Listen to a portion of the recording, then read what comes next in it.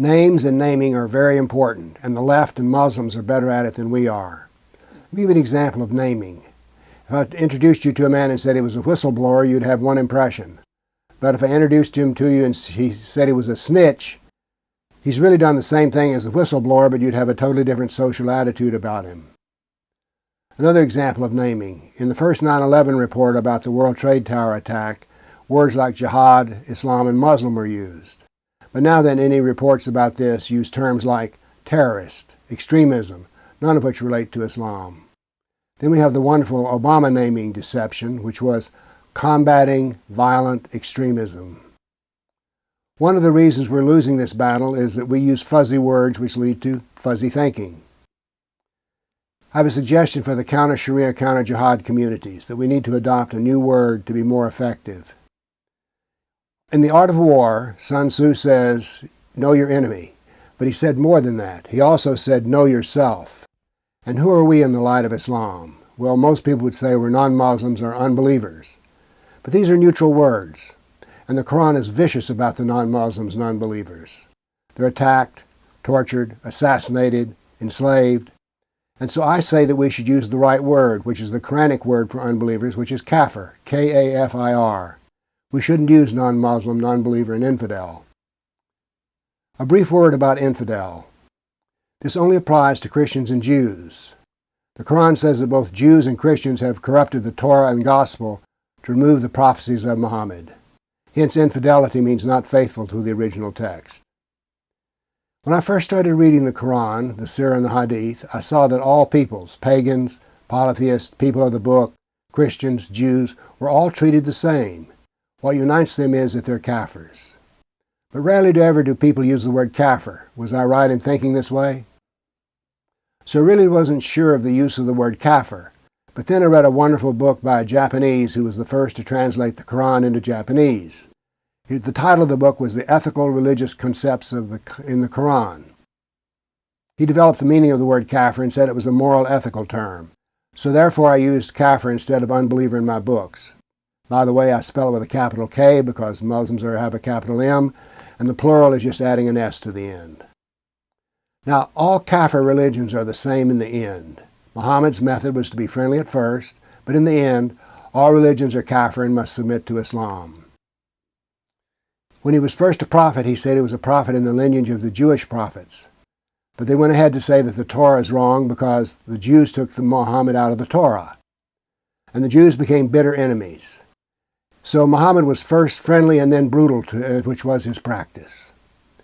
For instance, he spoke well of the Christians at first, but his last battles left Arabia to attack Christians north of Arabia.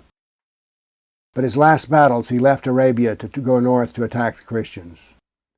At first he was friendly to the polytheists, then he became their bitter enemy.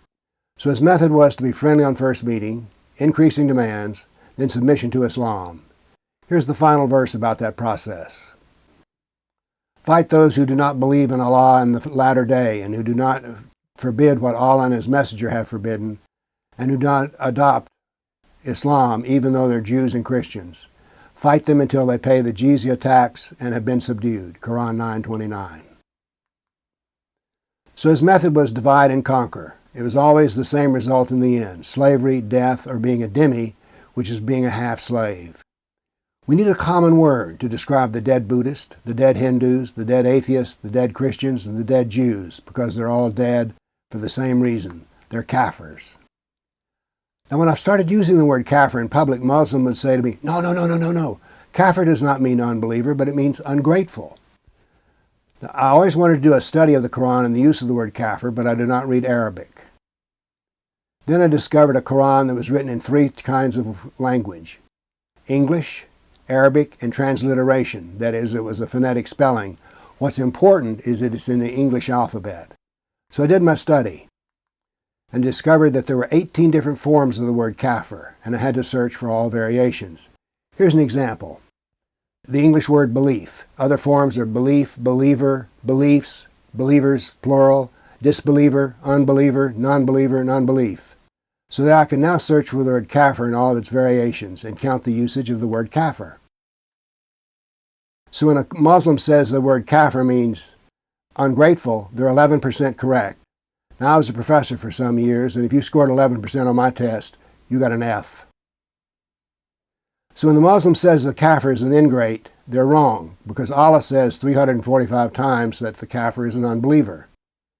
If a Muslim agrees with the Quran, then they're right. If they disagree with the Quran, then they're wrong. So when they tell me that the Quran means that the kafir is ungrateful, they're wrong. A brief history of the word kafir. Before Islam, kafir meant ungrateful, and also it meant covering or hiding as we would a seed is hidden by the soil. The Quran uses kafir in a new way, for unbeliever, and it gives us a functional definition. The kafir is hated by Allah. Kafirs can be enslaved, plotted against, terrorized. Kafirs can be raped, made war on, beheaded. A Muslim is not the friend of a kafir. They can be deceived. They're lower than an animal.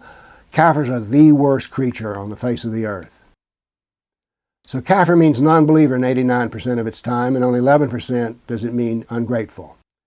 This is an example of dualism. Islam teaches the doctrine of Tawhid, one, but it practices the doctrine of dualism, two. Why is the word so negative? Because that's the most derogatory word in any language. In the English language, we have a word which we cannot pronounce called the N-word, and if I use it, I'm a racist bigot. But kafir is worse than that word, and it is not bigoted because Allah says so. So we should use the word kafir. Why? Because the Quran does. Muslims use it when we're not around, and it gives us a distinct name. We're all kafirs. Christians, Jews, humanists, Hindus, Buddhists. Everyone is a kafir who's not a Muslim. Now, there are some Christians and Jews who believe in the fantasy of the family of Abraham. But if you're going to be a Christian, the only Christian accepted by Islam is there's no Trinity, no resurrection, the gospel's corrupt, and Muhammad is the final prophet. And the only Jews accepted by Islam are those who believe that the Torah is corrupt and that Muhammad is the final prophet. Now, one of the kafir tragedies is all the divisions. I get emails about how Catholics, Protestants, Jews, Christians, atheists, all hate each other and waste time and energy on attacking each other. The word kafir cuts through all religions because they're the same. It is factually true. It's an educational moment when you use it. But we can also use terms like kafir-centric. How do we know this is right? Muslims don't want us to use it. So knowing the right words makes it easier to learn new concepts. The right words clarify ideas. For 1,400 years, we've used avoidance words. Instead of Muslim, we say Arab, Moor, Turk, Saracen. In the United Kingdom, there are no Muslims, there's only Asians. Radical Islam, instead of using the Islam of Medina, we use unbeliever instead of kafir. And while you're at it, use the English spelling of the word Quran, K-O-R-A-N. My plea is for all kafirs, counter-Sharia, counter-jihadists, to use the word kafir. Do not use unbeliever, non-Muslim, and infidel, because these are fuzzy words. The kafir unites us and establishes the true relation to Islam.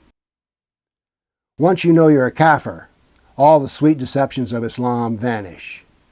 Once you know you're a kafir, your relationship to Islam changes. Kafir is a game changer. Use it. Thank you.